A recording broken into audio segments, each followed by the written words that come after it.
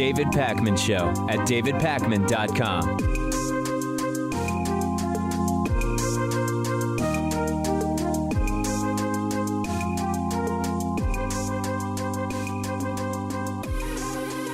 So I don't want to overdo the polling discussions. We've only been talking about polling like every couple of weeks recently, but there are some really interesting things going on in the polls that make me want to talk about it again today. Joe Biden has again had another really bad week in polling. He keeps dropping, and the beneficiary this week of Biden dropping in the polls has been Elizabeth Warren rather than some of the other historical beneficiaries, like, for example, Bernie Sanders. Elizabeth Warren is climbing again and actually starting to close in on Bernie Sanders at the national level. So let's look at a few different things here. Our video audience watching on our TV affiliates or Free Speech TV or on YouTube will see the polling data represented visually on screen. You will see that the trajectory of Joe Biden's polling started with Biden pre-announcement polling in the mid to high 20s, and then spiking to more than 40% average in national polls after he formally announced that, yes, he's running for president. But then it started to not look so good. Joe Biden trailing off from like that 41, 42% mark down to about 38%, which I told you about at the time. He continued trailing off to around 35.5 or 36. He started this week down even further, around 33 or 34 in the polls. And Joe Biden has had another really bad 5 days. And he's now down to 32 on average, including a low of 27% in one particular recent poll from The Economist and YouGov. Now, earlier on, you'll notice it was Bernie Sanders who was benefiting from Biden's drop. In other words, about 6 weeks ago, Bernie's gains were matching Joe Biden's drop very closely, with a little bit of the Biden drop going elsewhere. But in the last 10 days or so, Biden has continued to drop, but Bernie has stayed pretty even. And it's actually been Elizabeth Warren benefiting from the loss of Joe Biden, and slightly Pete Buttigieg, who has been climbing as Joe Biden continues to falter. This has been a very solid week for Elizabeth Warren. She's now more solidly into the double digits, averaging about 11% in the national polls. And as I said a month ago, Elizabeth Warren had been picking up on average 1 to 1.5 percentage points per month. If she continues this into the debates, she could, and the key word is could be in a position to actually overtake Bernie Sanders. And later on in the program today, I'm going to address an audience question which wants to know whether Bernie and Warren are potentially going to sort of just split the progressive vote and maybe hurt the progressive movement in the long term. I'll talk about that later on in the program. The question for Elizabeth Warren as the debates start will be, is she going to be better prepared for these debates than she has in prior circumstances? And maybe preparation is not the right word. She's just not a great debater, right? I love Elizabeth Warren's policy-focused town halls. I love the detailed campaign policy proposals that she has released. I love the campaign she's running. But I recognize that on a debate stage with, I don't know if it's going to be 9 candidates on each of the two. They're splitting the first 2 debates into 2 groups because there are so many Democratic candidates.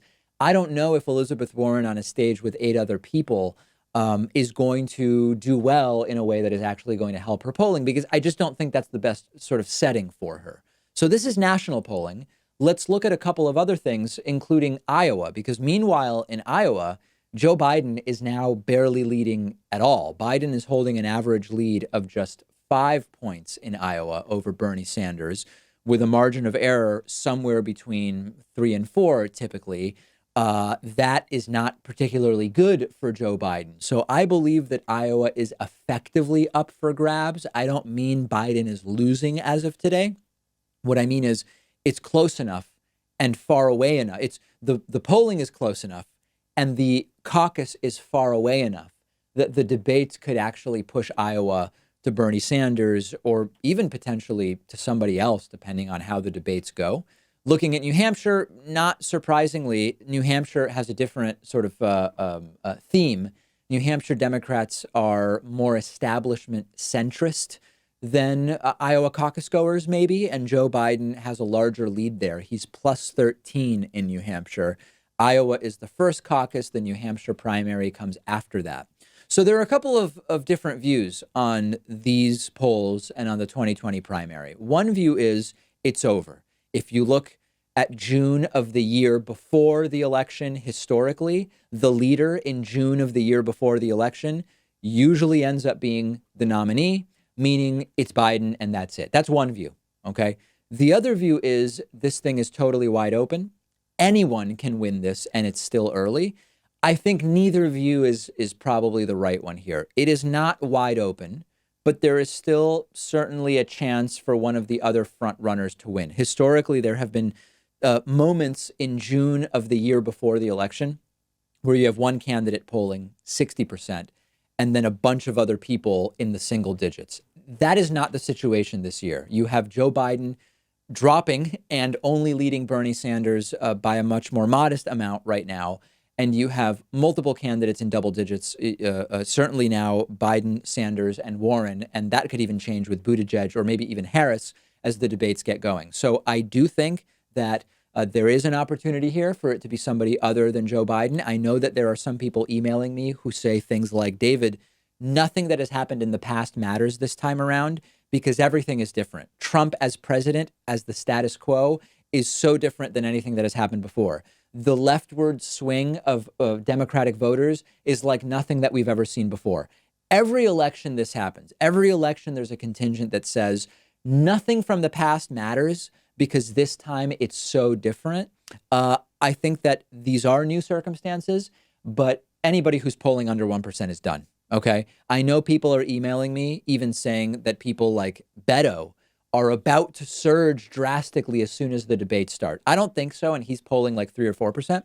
But if you're polling under 1%, I mean, the dynamics are not so different this year that, I get emails from people saying Tulsi is going to so dominate the debates that she'll be leading after the second debate. No, she won't. Okay. Beto is not all of a sudden going to take the lead. He should go back to Texas and run against Senator Cornyn there. I think he's got a better shot. It is possible for someone from the top 3, the top 4, maybe the top 5 who could pull into the lead and ultimately take this nomination. Historically, it's most likely to be Bernie or Biden. Okay. Given where the polls are now, given how these primaries have gone, basically every time in history, it's going to be Biden or Bernie most likely. And there is like a 99% certainty that it will be Biden, Sanders, Warren, Buttigieg, or Harris. Okay. If you're outside of that group, I don't see how you ultimately take this nomination. Now, that doesn't mean that you shouldn't support someone outside of that group if that's who you want to see win. I believe that a diverse primary is a good thing. I believe that you should support whoever is most aligned with your values and on the issues.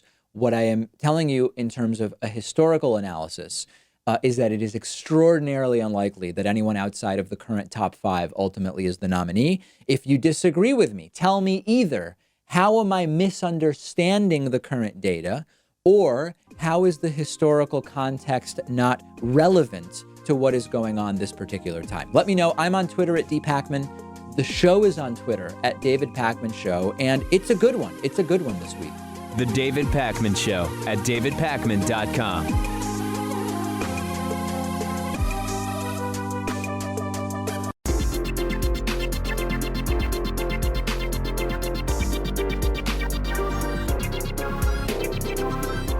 The David Pakman Show at davidpakman.com. Today's new members of the day are Karen Kusich and Timothy O'Brien. Karen and Timothy, thank you so much for supporting the show. Join them at www.joinpakman.com. Also want to say thanks to Francine Bunton, who has been a member for almost 5 years. She's today's longtime Hall of Fame, really great person, sustaining member of the day. Karen, Timothy, Francine, thanks to all of you. You can get a 40% discount off of your membership if you want. You don't have to. With the coupon code, this is 2020. Let's go to the phone lines at 617-830-4750. Let's start today with our caller from the 559 area code. Caller from 559. Who's this? Where are you calling from? Hi, David. This is Mike from Fresno, California. Hope you're having Mike. a good one. What's going on? Well, number one, I saw your podcast on Joe Rogan, and I thought that was excellent. It's going to be great watching Sam Cedar dunk on Dave Rubin more. Yes, thank you. I appreciate that. The video is going strong. Well, I did have one topic on my mind that I wanted to discuss with you. I grew up as a Republican with Republican values, went to college, saw how the Republicans busted up their surplus after Clinton, and saw how hypocritical they were, and I became more of a libertarian. And over the time, I've evolved into becoming a fairly strong progressive. But there's one idea that's a holdover, and it's one thing I can't get over because no one in the progressive, blogosphere really talks about it, and that would be the inheritance tax. Okay, so what's your feeling about it? Well, I find it interesting that in any other topic where we discuss a flat tax, progressives view it as being somehow unfair. But when it gets to the inheritance tax, they're totally fine with the 50% flat tax, as long as it's for people over, well, with my family, it was over $4 million. Right. Well, that's the whole point. It's not actually a flat tax. It's a progressive tax because it kicks in only at higher income or wealth levels. So it's not a flat tax. It's flat beyond a certain point. Okay. But that Fantastic. exists also. I mean, even with a progressive wage tax, at a certain point, it does become flat, right? Like if you want to set the highest bracket at $1 million, and at that point it's 50%, it's a flat 50% tax on everything above $1 million. So it's really no different. I think it might be just like a semantic issue that you're experiencing. Well, I'm wondering if it wouldn't be better off using a bracketed tax structure like with our federal income taxes, where perhaps people at a lower level only have to give the government maybe 10%. Sure. Yeah. Perhaps I mean, people listen, at a higher level, there's no versa, question that you could do it in a different way. More than 50%. It would be a matter of looking at, if in total it's making it more regressive, I would be against it. But there are other ways where you could do a bracketed estate tax that I would be completely fine with. I don't disagree with that in principle. It would just matter what the brackets are and what are the tax rates. Absolutely. That sounds like more of an Elizabeth Warren policy wonkery sort of topic, though. Yes, it is, which I love, by the way. I think it's great that she's actually doing the wonkery and people seem to be liking it. I agree. I'm really looking forward to the debates. But I feel like I've probably taken enough of your show's time. So perhaps I'll call back again in a month or so. All right. Thanks, Mike. Appreciate the phone call. Very great to hear. Mike from Fresno. Very, very good. Let's see. Let's go next to, there are so many people holding.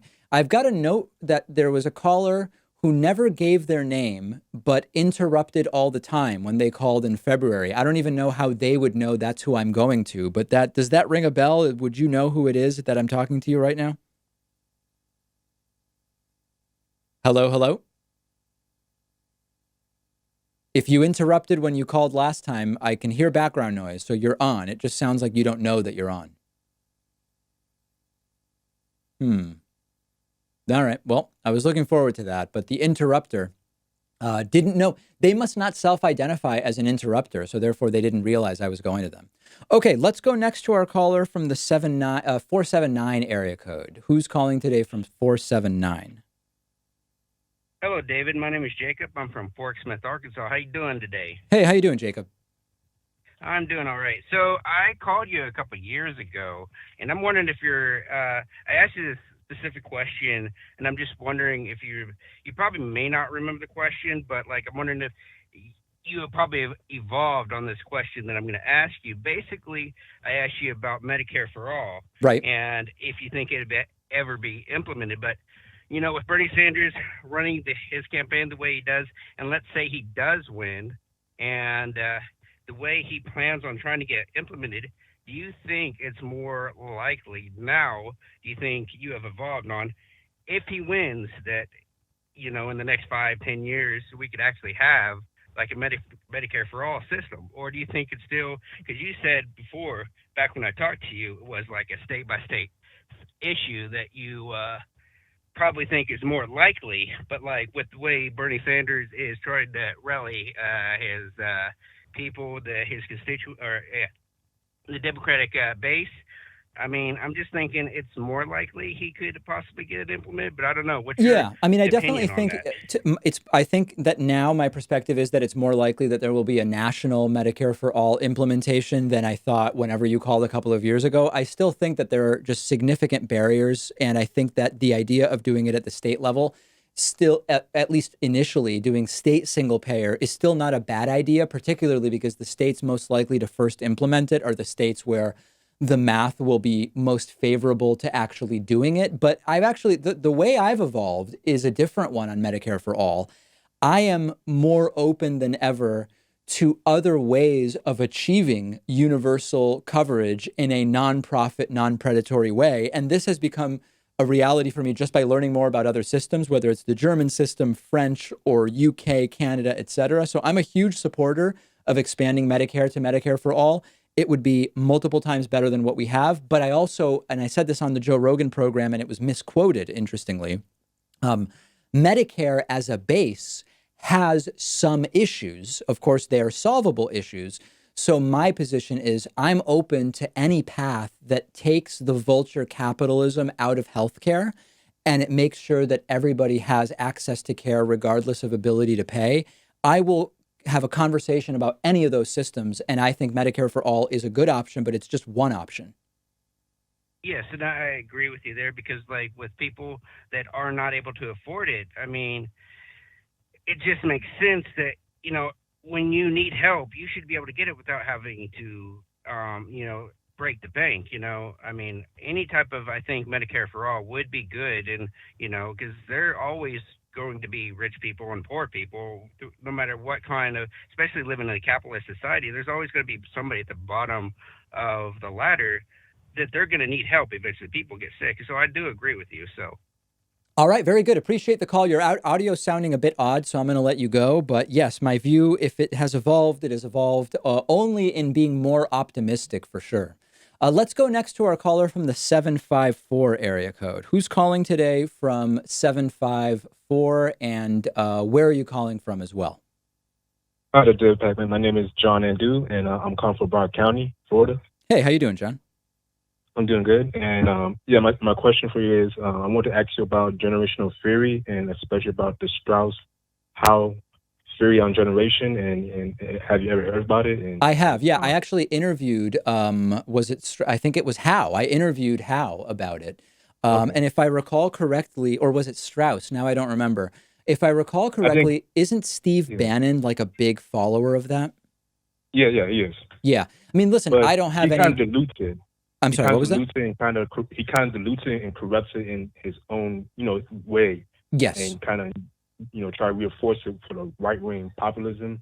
Right. I feel like, with the Strauss-Howe theory, like, if you actually look at it, like, some people say there's some misgiving about it because it takes in the post-rape, idea of generation. But I feel like it might seem unscientific, like as it is now, but it's like, if you actually look into the theory, it really can line up with a lot of stuff that we experienced for the last 80 to 160 years. Here's the thing, John. So here's the thing. In general, anytime that you so you're completely right that Strauss-Howe generational theory is a theory that is not A/B testable, because all we can do is see whether it applies, whether we can apply it historically. It's almost like what's called in graphical science, it's a best fit line. It's we're taking all of this data and we're after the fact drawing a line that looks like a pattern. And so this is just like a systemic limitation of this type of theory that's qualitative rather than quantitative, and we're applying it retroactively. So for me, whenever I see a theory like that, it could be an interesting theory or not an interesting theory. There can be elements of it that we should sort of consider in terms of what they would tell us about how the future is going to go or should be handled. But beyond that, you need to make sure you're not trying to apply these theories that are used retroactively to find patterns after the fact. You don't want to over-apply them to figuring out the future when it's not actually warranted by the type of theory that it is.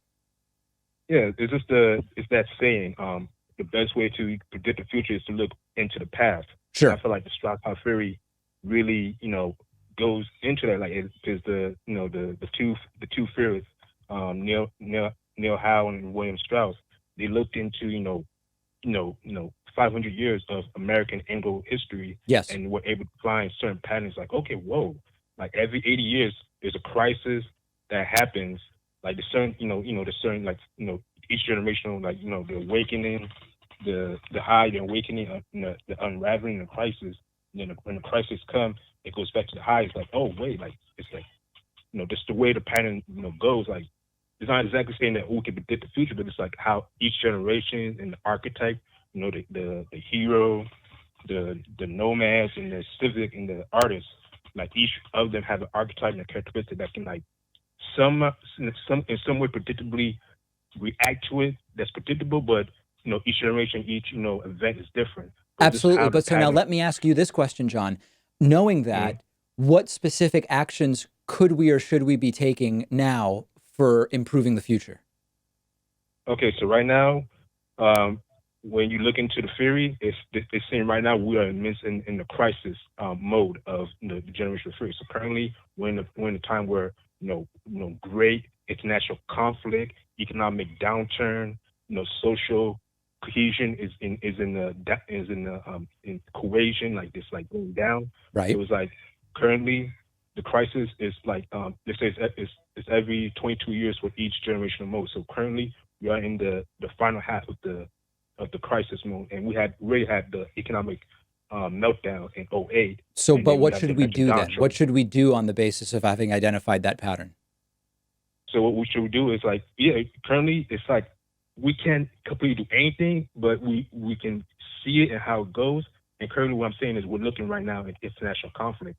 Got it. Okay, yeah, no, so I understand you're saying that that's what we're looking at. But again, what I would start to think about when we want to really understand which of these models are useful, what we want to know is how can we apply it to the current situation to actually do something to improve? And I'm not saying that we can't. I'm just saying it seems that you haven't yet identified that.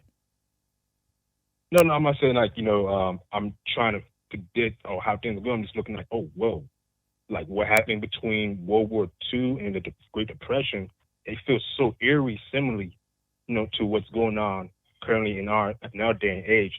I feel like, okay, currently, damn, we could literally get into a third world war, which I'm not really advocating for, but it seems so likely. Like, we could get into a third world war, what was going on internationally. We could have the next Great Depression, not just a recession. Currently, how it's going on in our economic and financial system. So it's like, gotcha. Okay, so it's pattern recognition. You're using it to recognize patterns. All right, John, thank you. Appreciate it. Yes, I'm familiar with it, and check out the interview on my channel related to that, because it is a doozy. Okay, let's see. We've got so many people holding, maybe more than ever before. Let's try the 705 area code. Who's calling today from 705? And just as whoa, hold on a second. What's your name? Where are you calling from? Hi, I'm Larry. I'm calling from Ontario, Canada, actually. Okay, Larry, your connection is one of the worst we've had. You're not talking into the phone through like a crinkled piece of paper, are you? No, I was just moving around. Is it better now? It's marginally better. What's your question? I was just wondering I'm Canadian. I was wondering why it seems that Americans think that if you get a single-payer healthcare system, that your insurance through your employer would go away. We have it here in Canada.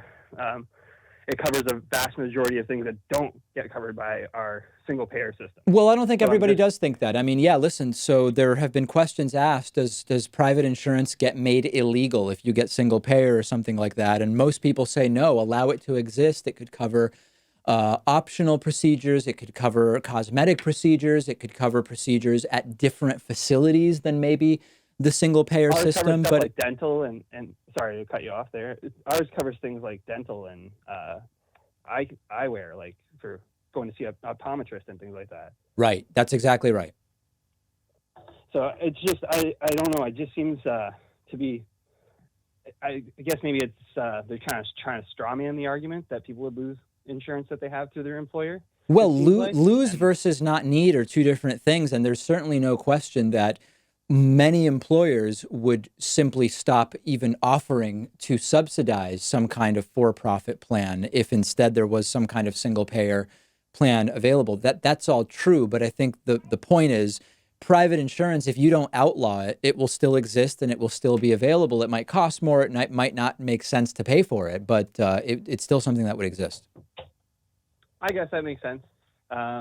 Maybe legislators should look at ways of having it so that it can exist to cover those things that would be outside of the single. Yeah, you don't even need to look at it. I mean, it exists, and as long as you don't outlaw private insurance, it'll continue to exist. Listen, I'm going to let you go because the connection is just, I don't know what it sounds like. I don't even know what it sounds like, but I appreciate the phone call, and we'll continue to inform people on that issue. Let's go next to our caller from the 951 area code. Who's calling today from 951, and where are you calling from? Hi, my name is Lisa, and I'm calling from Southern California. All right, Lisa, what's on your mind today? Okay, I wanted to address the issue of the census and the new question about citizenship. Yes. This was a topic that interested me very much during our last census in 2010, and I did a lot of research on it. And the fact is that the U.S. Census Bureau is authorized to do a head count. And that's it. All those questions are voluntary. You don't have to answer any of them. That's right. And so, if somebody doesn't want to answer their citizenship question, they don't have to. Sure. When I filled out my census forms, I didn't even give our names. I just gave them how many people were in my house. I told them our ages because I believe that's important for the Congress people to know their, their constituency, and also I gave our income level because, they should know what services they need to provide as far as kids' education and senior services and that. But all those other questions I left blank. That's great that you know that, but I'm guessing that so this is an argument for the citizenship question shouldn't be on there, or is this an argument for who cares if it's on there, people don't have to answer it? Right. Yeah. And people are freaking out. Which of the two are you arguing? The one that people don't have to answer it. Yes. Because, no, I know people don't. But the problem is, Lisa, not everybody is going to hear this phone call. Not everybody is going to get the message about voluntary questions. So the problem is that when you put that question on there, the whole point of it is that it's going to dissuade certain people from filling out the census at all, which will mean those populations are undercounted. So I completely agree with you. You don't have to answer it, but it's still extremely problematic to include the question. And hopefully the legal action to try to stop it will succeed. Well, I think we need to get the word out that people don't need to. I mean, the Census Bureau has no legal authority to compel anyone to answer any of those questions. I agree. We've got to get the word out, but, there's 340 million people in this country, and most of them are not going to get that word, and it's certainly not going to come front and center from the current administration, that's for sure. But you're absolutely right, Lisa, and I appreciate you calling in and making that call. On that note, let me go to a break. Sorry to everybody I didn't get to. We will take live calls again. Appreciate you calling in. The David Pakman Show at davidpakman.com.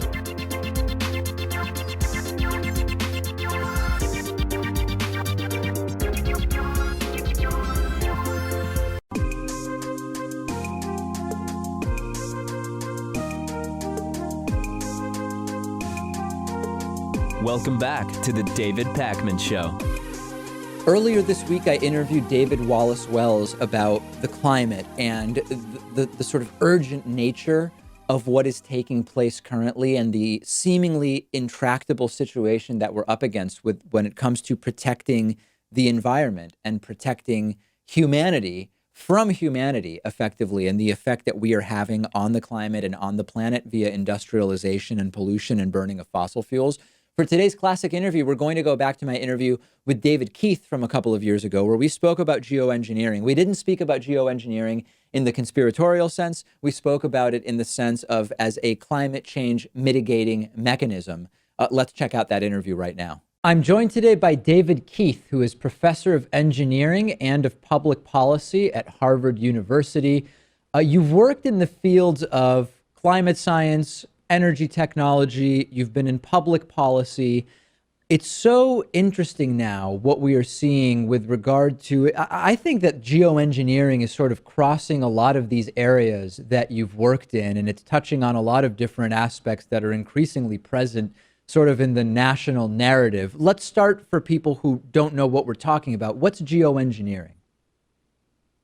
So the idea of solar geoengineering is the idea that humanity might deliberately make the Earth a little bit more reflective by some technological means, like putting some kind of aerosol, a fine dust, into the stratosphere, perhaps, and that would partially and imperfectly and impermanently offset some of the risks, the climate risks that come from the accumulation of carbon dioxide in the atmosphere. And is this just in terms of preventing temperature increases, or are there other potential benefits? Certainly not just temperature. Climate change is a whole host of things, from changes in extreme temperature, changes in rainfall patterns, changes in sea level, changes in the impacts on the natural environment, on species and ecosystems. And the evidence, which is certainly comes with lots of uncertainty, but the evidence is that a moderate amount of solar geoengineering, something that, say, cut the overall rate of climate change, or warming, if you like, in half, would reduce changes both in temperature, but also reduce increases in precipitation, perhaps reducing the increase in extreme storms that are the things particularly destructive to the poorest people in the world. Specifically, how would this be done? In other words, what would be the sort of technological mechanisms that would be used to carry out such a policy? So in some ways, that's the easiest part. The hard questions are mostly all about governance and science. Well, we'll get to that. I think yeah, exactly. But I think it's reasonably clear that at least in this one method, putting aerosols in the stratosphere, that really existing technologies, essentially existing aircraft technologies, could be used to put, say, some amount that would ramp up from zero gradually to maybe over sort of 25 or 50 years to something like 1 million tons a year of material going into the stratosphere, and that could be done really with off-the-shelf aircraft technology that many nations could access and could be supplied by many vendors. So kind of variants of the technology that you see in a business jet, nothing all that fancy. So the basic ability to get materials to the stratosphere is something that can be done at costs that aren't very different from the costs of shipping materials by air freight across the Pacific. One of the criticisms that I've read of this type of geoengineering is that although it might be effective in terms of the mitigation of climate change, that there are all sorts of other negative potential environmental repercussions depending on what specifically is used as an aerosol. Have the developments accelerated in terms of solving that issue over the last several years versus maybe in the early 90s when there were earlier discussions of this technology? I think the big perspective here is that because of concerns, some I think very well-founded and legitimate, and some maybe a little bit kind of at the gut level, because of concerns about this technology, there isn't a large organized research program. So, for example, although the United States is often seen as a place of sort of technological optimism, justifiably so, and although there's a huge overall budget for climate research of several billion a year, not counting all the money that we spend, and we should spend much more, in my opinion, on cutting emissions, there has been no organized U.S. government research of any kind on solar geoengineering, and very little globally. There's small research programs now in Europe and China, and some in the U.S. I helped to run one, but they're funded dominantly by philanthropic money, at least ours is, because there's been very, very little government money. So the important answer at this point is that we don't know very much. There's plenty, and I can tell you some of what we do know. But to be clear, the argument that I, and I think many people like me, are making is not that we ought to do geoengineering. I think that would be ridiculous. The argument is that we ought to have a serious, coordinated, open access research program to understand more about how well it would work, what the risks are, how we'd control it. On the internet, if you were to, for example, prepare with for an interview with someone like you and research geoengineering, you would inevitably come across all sorts of conspiracy theories about geoengineering. Sometimes the term climate engineering is used. You will then probably go down the internet rabbit hole into chemtrails, and I've interviewed one or two of the chemtrails conspiracy theorists. How did this start, that geoengineering became so tied into some of the, I guess I would call them, not making a value judgment, but merely from the way that the material is presented, some of the juiciest conspiracy theories on the internet? How did this develop? I don't know is the short answer. I think from what I understand, there were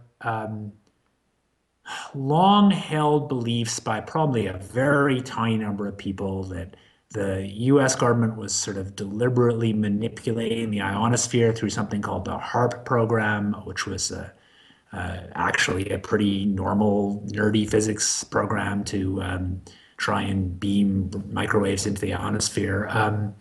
And a bunch of related programs that people who kind of want to see some nefarious coordinated action imagined were happening. And then as the more public discussion of solar geoengineering began to be more visible, say a decade ago, those two ideas were somehow conflated. I don't know why. What I think is clear is that the extraordinary spread of social media has really changed the way these things work, so that there's much more, it's much easier to produce fake news, as we've seen in lots of countries, including the US in the last few years. It's much easier to produce materials that appear to naive viewers to be convincing. And so you can get many more people falling into the trap of believing stuff that, objectively to the mainstream seems really bizarre and extraordinarily unlikely to be true. And that's true on all sorts of cases, but this is certainly a particularly odd one. And it stirs up a pretty high level of hatred and anger on the internet.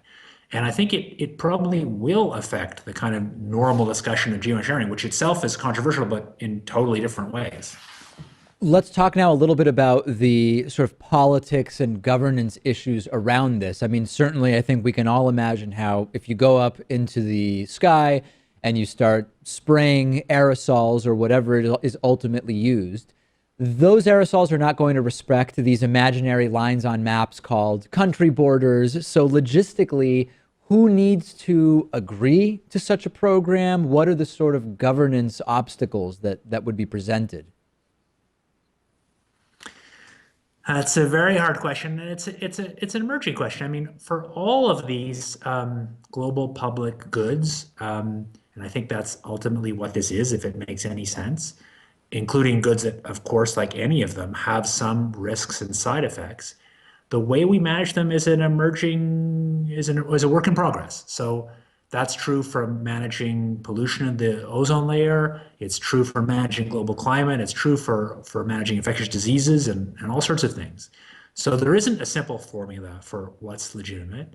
Obviously, international organizations matter, but so do coalitions of individual countries. And I think it will be some mixture of what some individual countries do, what environmental groups or other transnational public organizations do, and what the international organizations like the United Nations do. So it's really hard to guess. What I think is really hopeful is that are now serious emerging efforts to look at how that governance would work. So, for example, a guy called Janos Pastor, who is the lead advisor to the Secretary General for Climate, is now running an effort to try and develop governance for solar geoengineering. One of the concerns that I have, that I know is shared by at least some people in my audience with regard to whatever we may ultimately decide to do to try to deal with human-caused climate change, is that rather than taking a development like geoengineering or a new form of energy, whatever the case may be, and saying, okay, now we can use this to actually make a net improvement to what we're doing to the climate, that it will be seen, at least by some, as sort of carte blanche to keep doing exactly what we're doing, right? Saying, hey, now, instead of just improving the situation, we'll keep doing what we're doing, but we won't be doing as much damage because we've come up with this new thing. How do we deal with that? Well, I mean, I think that is the the central fear that beyond any other has held back research in this topic. And I think there's ways in which it's both deeply legitimate and some ways that it's less so. So yeah, of course, there will be some interest, for example, in parts of the fossil fuel industry. They would like to keep the party going and not reduce fossil fuel consumption. The hard truth is that if you want a stable climate, you have to bring fossil fuel consumption to zero eventually. And nothing about solar geoengineering changes that. You must bring emissions to zero in the net. Solar geoengineering can reduce the risks of climate change for CO2 that's already in the air, but it can't eliminate them. And so I think it's certainly true that some forces allied with, say, the fossil fuel industry that doesn't want to see climate regulation might use the possibility of solar geoengineering as an excuse for inaction. But the question is, how powerful those forces really be? In the end, the political forces that want to see our climate protected need to win anyway. And I think gradually we are beginning to win. We are beginning to win the battle to restrict CO2 emissions. And I don't think that adding something that further reduces, perhaps significantly reduces, the risks to the most vulnerable on the planet, which is what solar geoengineering could do, I don't think that in the long game, that suddenly means that we lose the political ability to cut emissions. But I agree it's a legitimate and hard question. All right, something we will be dealing with certainly for years to come. We've been speaking with David Keith, professor of engineering and of public policy at Harvard University. Thanks so much for talking to us about this. Thanks a lot. It's great to be on your show. The David Pakman Show at davidpakman.com.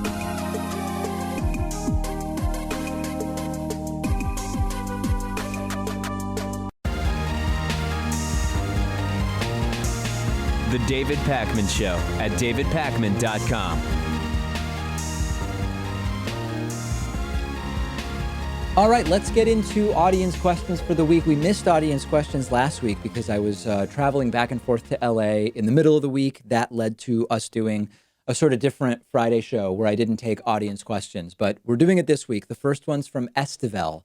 Estevel says, hey, David, do you think Joe Biden's strategy of limited exposure will help him or hurt him at the end? Or do you think there's another reason for it, such as not having the energy and stamina to campaign around the country? I've seen no evidence that there's an energy or stamina issue with Joe Biden. I think that it is a calculated decision that his team made, although I would argue incorrectly, to sort of limit his exposure until the debates start. Presumably also doing debate prep to be as best prepared as possible for the debates that are scheduled to start in, at this point, it's just a couple of weeks. I think that in the immediate, it did sort of work in the sense that before his announcement, Joe Biden was polling in the low to mid 20s. And after his announcement, Joe Biden started polling as high as 40 or 41% in some Democratic primary polls. But that has trailed off. And Joe Biden has dropped into the mid to low 30s in most recent polls, as Bernie Sanders has regained momentum. I know there are people who will straight up say, David, the polls are totally fake and concocted. And of course, if that's the case, give me some evidence of that. If we accept that the polls are at least generally right in terms of the momentum of the race, in terms of who's on the upswing or the downswing, what we've seen is that recently Biden has started to trail off from his post-announcement high, whereas Bernie Sanders, Pete Buttigieg has been on the rise lately. Elizabeth Warren has seen a slight uptick. In the most recent couple of weeks, I don't think there is any reason to think that the limited exposure strategy for Joe Biden has worked. Ultimately, what this is going to come down to is what happens once the debates get going. I've said before that Joe Biden is a very good, skilled debater when it comes to one-on-one debates against Republicans. If you look at what Joe Biden did with Paul Ryan during that vice presidential debate some years ago, he mopped the floor with Paul Ryan. I mean, it was an embarrassing experience for Paul Ryan, and Joe Biden did extraordinarily well. I am less confident in Joe Biden's skills in a larger debate against other Democrats, particularly when we know that Joe Biden is a center-left candidate. He is not the most progressive candidate or anything close to it. And right now, there is a hankering among the Democratic Party, for a more progressive alternative to Republicanism and to establishment centrist Democrats.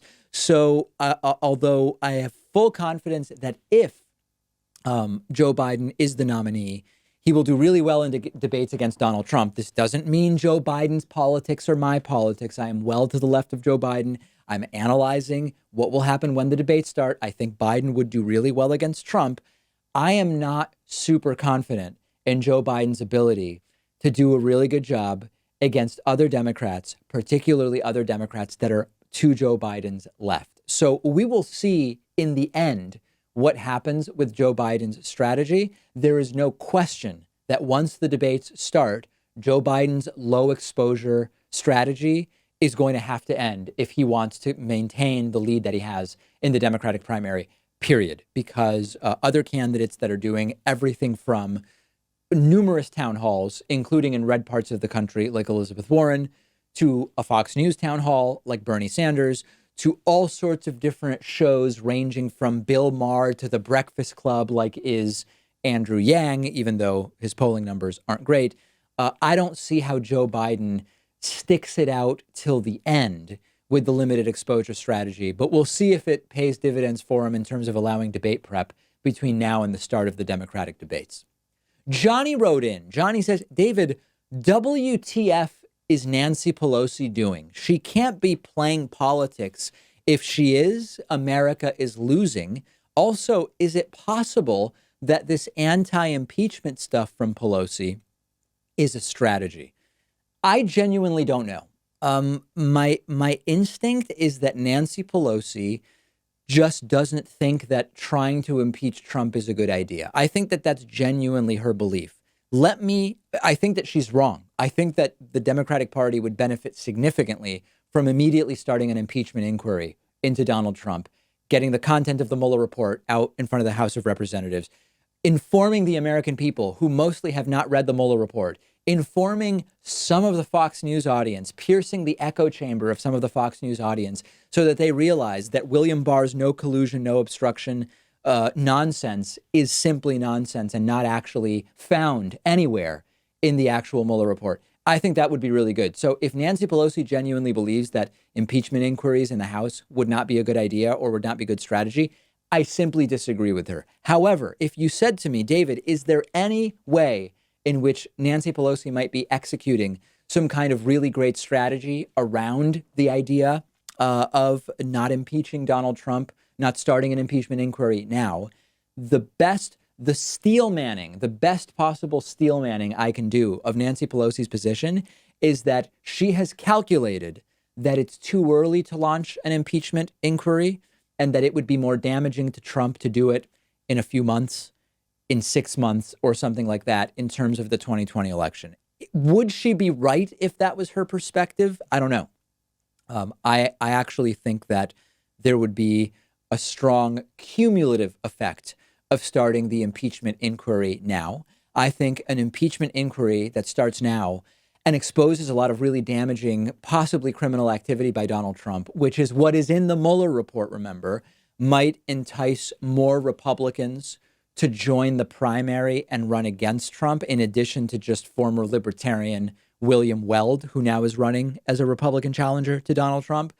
If you bring in more strong Republican challengers to Donald Trump, it will cause Donald Trump to have to expend resources and political capital, and there will be media time devoted to the fact that Republicans are challenging Trump. That will damage Donald Trump in a way that could be really good for Democrats. So I don't think that Nancy Pelosi has some broader strategy of delaying impeachment inquiries until such time that they're more damaging to Donald Trump. I also disagree that waiting would be more damaging to Donald Trump. Impeachment inquiries and impeachment in general is a big, slow, muddied up process that can take a long time, and it has many parts. And I think that there would not be an advantage to waiting. So if that's what she's doing, I disagree with her. But I genuinely think that Nancy Pelosi just doesn't think that impeachment inquiries or actual articles of impeachment are a good idea. I have no reason to think that she's playing coy or trying to affect some broader strategy. Last question today is from Jeremy. Jeremy says, hey, David, are you worried that the Sanders-Warren candidacies, I guess I'm trying to sort of reread this in a way that makes sense. Let me reinterpret it. David, are you worried that both Bernie Sanders and Elizabeth Warren running will split the progressive vote if neither of them drop out, allowing the other to coalesce the progressive vote? Sanders will have an early lead in delegates if he does well in earlier states. I think that right now, there is no reason whatsoever to believe that both Bernie Sanders and Elizabeth Warren running is going to hurt the progressive movement. In fact, I think right now, there's a benefit to both Bernie and Elizabeth Warren running, which is that even though they are both considered to be sort of the leftmost candidates that are running, they actually have different approaches and different styles and different policy ideas. Bernie Sanders comes more from the Democratic Socialist enclave of the left, and he has moved to running a campaign of social democracy. Elizabeth Warren comes more from the let's tweak capitalism to better work for the middle class enclave of the Democratic Party, and has moved to the left to a position of social democracy that is also very close to Bernie Sanders, but their approaches in terms of policy are quite different when you look at everything ranging from healthcare to education policy to other things. Is one better than the other? Well, I think Bernie is slightly to Elizabeth Warren's left, and I am more left. So on policy, I'm probably slightly more in line with Bernie than with Elizabeth Warren. But Elizabeth Warren is running an awesome substantive campaign. She's going to red states and doing town halls and talking to Trump voters and other conservatives head on in a way that is a really great thing to be doing, and is engaging directly with people who might never imagine that they would vote, even though I think she's from Oklahoma, for a senator from Massachusetts in terms of the sort of political space that Elizabeth Warren occupies now. So right now, Bernie and Warren running is a really, really great thing. Eventually, it's going to be sorted out. They can't both be the nominees. And I believe that they are both aware of the impacts of each of their campaigns on the other. I believe that as the debates get going, as the polling numbers start to firm up in terms of how they will look as the primaries start, either or both of them are going to do the right things. And in the long run, I think that they are going to grow the total base of progressive support rather than divide it. And I think it's an absolutely great thing. They both are people who understand pragmatic realities. They are both people who want the movement to succeed first and foremost. And I think they're going to do the right thing. I am not worried about that whatsoever. And the way I see it, sometimes people say, David, when you see other progressive hosts growing their audience, do you feel as though they're your competition and they're hurting you in some way? The answer is no. I mean, on a practical level, people only have a certain number of hours of the day during which they consume media. So in some very strict sense, if someone starts watching a half hour a day of something else, that's a half hour a day of me that they may not be watching. But I have a different approach, which is that progressive independent media is such a small thing relative to the larger universe of stuff people can watch or listen to, that I see other progressive shows as growing the pie rather than taking a bigger slice of it. And I think that there's a very similar analogy to what's going on now with the progressive movement within the Democratic Party and even outside of it in the United States. If you disagree with me, if you think Warren and Bernie running at the same time is damaging the progressive movement, I want to hear from you. I will listen to any and all reasonable disagreements with my position. That's it for today. We've got a great bonus show coming up. The show doesn't have to end now. If you become a member or a patron, you will get instant access to the bonus show. Sign up on our website or at patreon.com/David Pakman Show.